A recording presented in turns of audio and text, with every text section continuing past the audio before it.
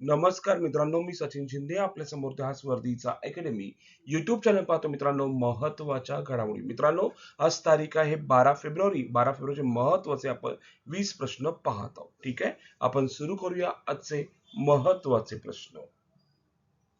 मित्रांनो, कालचा प्रश्न होता महिला प्रीमियर लीग 2026 चे विजेतेपद कोणत्या संघाने जिंकले? तर ऑप्शन नंबर 3 करेक्ट होतं, रॉयल चॅलेंजर्स बंगळुरू. आजचा पहिला प्रश्न, 100% विमा संरक्षण मिळणारा भारतातील पहिला जिल्हा कोणता? याचं उत्तर नाव आहे अलवर जिल्हा. हे आहे ते राजस्थान राज्यात आहे. इन डिटेल पाहूया आपण. अलवर जिल्हा 100% विमा संरक्षण मिळणारा भारतातील पहिला जिल्हा ठरला. हा उपक्रम इन्शुरन्स फॉर ऑल बाय 2047 अंतर्गत राबवण्यात आला. पॉईंट खूप महत्वाचा आहे. आपण घरोघरी संरक्षण करून विमा नसलेल्या नागरिकांची नोंद करण्यात आली. 10 वर्षाखालील नागरिकांवर विशेष लक्ष केंद्रित करण्यात आले. विमा coverage United India insurance company limited मार्फत करण्यात आलेले आहे. United India insurance company limited मार्फत देण्यात आलेले आहे इन्शुरन्स. कुठे? अलवर. अलवर कुठे? राजस्थान राज्यात आहे. दुसरा प्रश्न, जागतिक कडधान्य दिन केव्हा कधी साजरा केला जातो? असा आपल्याला प्रश्न विचारला. जागतिक कडधान्य दिन, याचं उत्तर आहे मित्र हो 10 फेब्रुवारी रोजी आपण साजरा करतो. जागतिक कडधान्य दिन कधी साजरा करतात? 10 फेब्रुवारी. तिसरा प्रश्न, केरळमधील पहिली दृष्टीहीन महिला न्यायाधीश कोण आहे?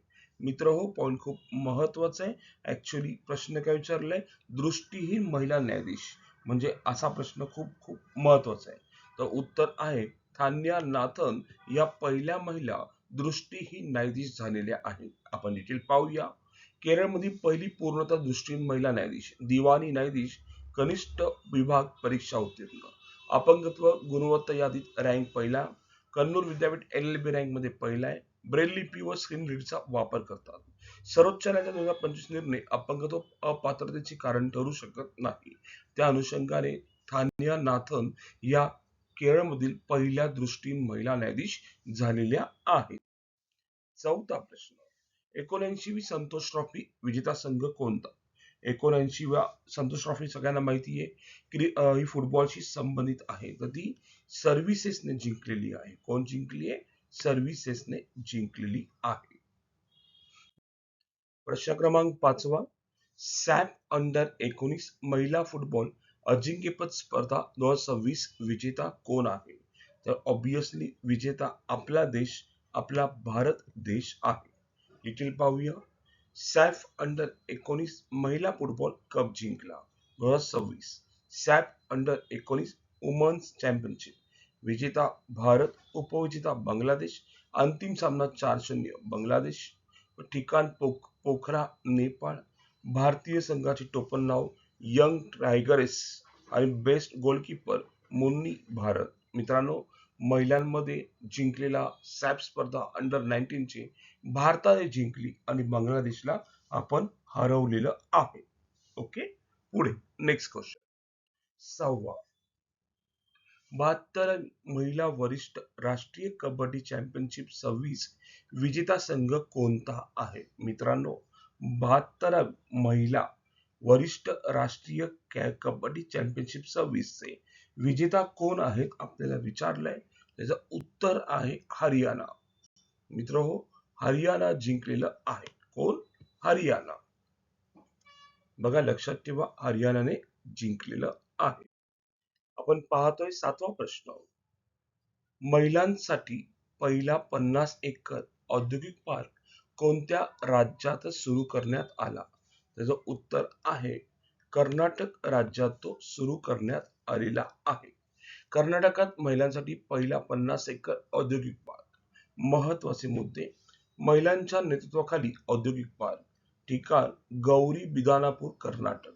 आकार 50 एकर. उद्घाटन FICCI लेडीज ऑर्गनायझेशन यांनी केलं आणि उद्देश महिला उत्पादन आणि उद्योग क्षेत्रात प्रवेश मिळावा या अनुषंगाने सुरू करण्यात आलेला आहे. ठीक आहे.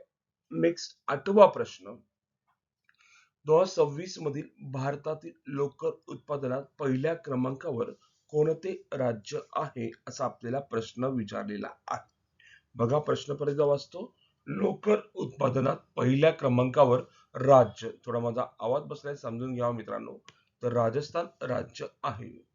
भारतातील लोकर उत्पादन राजस्थानने पहिला क्रमांक. ठीक आहे. उत्पादन 2026 16,013.50 किलो. राष्ट्रीय वाटा 47.53%. दुसरे राज्य जम्मू काश्मीर, तिसरे कर्नाटक, चौथे तेलंगणा, पाचवे गुजरात राज्य आणि महाराष्ट्राचा 6वा क्रमांक लागतो. लक्षात असू दे. ठीक आहे. पॉईंट खूप महत्वाचा आहे. महाराष्ट्राचा 6वा क्रमांक लागतो. ठीक आहे. ओके. भारतातील एकूण मेंढी संख्या 77.4 दशलक्ष आहे. जागतिक क्रमात मेंढी संख्येत जगात आपण दुसरा आणि लोकर उत्पादन आपण 9वा क्रमांक आहे. बघा, जगात आपल्या कितवा क्रमांक आहे? मेंढी संख्येत दुसरा, लोकर उत्पादन 9वा आणि महाराष्ट्र किंवा लोकर उत्पादन 6वा आहे. तिन्ही पॉईंट लक्षात ठेवा. मेंढी संख्येत जगात दुसरा, लोकर उत्पादन 9वा आणि आणि आणि भारतात कोण आहे पहिले राज्य? राजस्थान आणि महाराष्ट्राचा क्रमांक 6वा लागतो. ओके.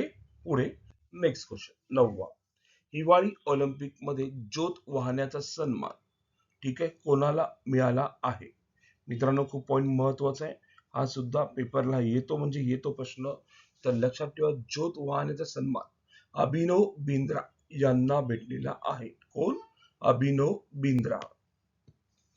हिवाळी ऑलिम्पिक 26, अभिनव बिंद्राला ज्योत वाहण्याचा सन्मान. हिवाळी ऑलिम्पिक सगळ्यांना माहिती, इटली नाव आहे तिचं, मिलानो कॉर्टिना. तिसऱ्यांदा आता ते होत आहे. 6 ते 22 फेब्रुवारी चालू आहे. अभिनव बिंद्रा 2008 बीजिंग ऑलिम्पिक मध्ये सुवर्ण पदक विजेता आणि दुसऱ्यांदा टॉर्च बेअर, पहिला पॅरिस 24 ला मिळाला आणि सेकंड टाइम आता मिळालेला आहे अभिनव बिंद्राला. 10वा प्रश्न बघा, हे झालं. आता ध्वजवाहक कोण आहे? ठीक आहे, ज्योतवाहक झालं. आता आपण पाहतोय ध्वजवाहक. हिवाळी ऑलिम्पिक मध्ये भारताचा ध्वजवाहक कोण होता? कोण होता असा एक प्रश्न विचारलेला आहे. तो सुद्धा आपल्याला माहित पाहिजे. तर उत्तर होतं आरिफ खान. कोण? आरिफ खान. लक्षात ठेवा. कोण मित्र? आरिफ खान. 11वा प्रश्न. पल्स वैद्यकीय परिषदेचे आयोजन कोठे होणार आहे? तर उत्तर आहे मुंबई जिओ वर्ल्ड सेंटर मध्ये होणार आहे. नेक्स्ट 12वा प्रश्न. भारतातील पहिले ई पेंट्री सेवा कोणत्या संस्थेने सुरू केली आहे? तर ई पेंट्री पाहायला गेलं तर भारतीय रेल्वेने सुरू केलेली आहे. 13वा प्रश्न. 19 वर्षाखाली विश्वचषकात 3 वेळा 400 धावा करणारा पहिला संघ कोणता? तर आपला देश भारत देश आहे. लक्षात ठेवा. ठीक आहे, भारत देश. 14वा. आशियाई नेमबाजी चॅम्पियनशिप 26 मध्ये 25 मीटर पिस्तूल प्रकारात रौप्य पदक कोणी जिंकले आहे? तर ऑब्विसली आपले मनू भाकर यांनी जिंकलेलं आहे. 15वा प्रश्न. 9व्या गोवा पक्षी महोत्सवाचे उद्घाटन कोणी केले आहे? तर प्रमोद सावंत आहेत, त्यांनी केलेलं आहे. गोव्याचे मुख्यमंत्री आहेत. 16वा. सक्षमा उपक्रम शुभारंभ कोठे करण्यात आलेला आहे? तर उत्तर आहे नागपूरमध्ये तो करण्यात आलेला आहे. कुठे? नागपूरमध्ये. आणि सक्षमा उपक्रम या संस्थेचे कोणत्या संस्थेने सुरू केले? राज्य महिला आयोगाने सुरू केला आहे. 17वा. एआय इम्पॅक्ट समिट साठी भारतात येणारे फ्रान्सचे राष्ट्राध्यक्ष कोण आहेत? तर उत्तर आहे ऑप्शन नंबर 3 इमॅन्युएल मॅक्रॉन हे आहेत. लक्षात ठेवा, ते भारतात येणार आहेत. 18वा.